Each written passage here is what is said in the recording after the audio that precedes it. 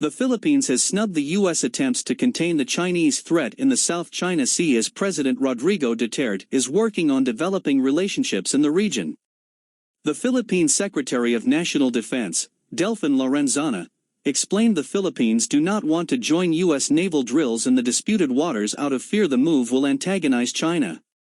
China claims historic ownership of most of the South China Sea using old maps that it says are proof of sovereignty. Vietnam, Malaysia, Brunei and Taiwan also have claims. Speaking to ANC, Mr. Lorenzana said, "China is watching us here. A lot of things can be done to us by the Chinese government if we antagonize them. We're trying to develop relationships with all countries around the region." President Duterte said on Friday the United States must pay if it wants to keep a 2-decade-old troop deployment agreement with his country that is central to U.S. strategy in Asia. Duterte, a firebrand nationalist, who openly disapproves of the long-standing U.S. military alliance, unilaterally cancelled the visiting force agreement last year in an angry response to an ally being denied a U.S. visa.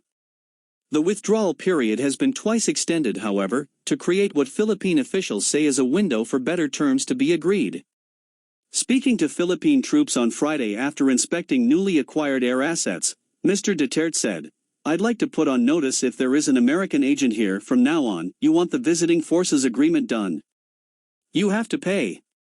It is a shared responsibility, but your share of responsibility does not come free. After all, when the war breaks out we all pay," Duterte said, alluding to Washington and Beijing stepping up military activities in the South China Sea. President Duterte did not elaborate or say how much the U.S. should pay. The U.S. Embassy in Manila did not immediately respond to a request for comment on his remarks.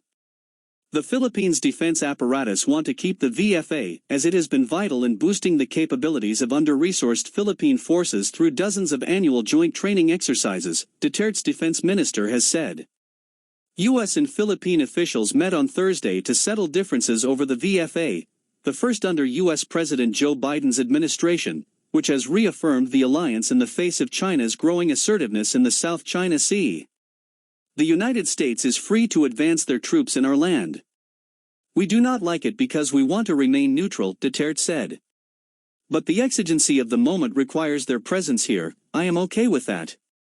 Relations between the United States and its former East Asian colony have been complicated by Duterte's rise to power in 2016 and his frequent statements condemning U.S. foreign policy and his open embrace of China.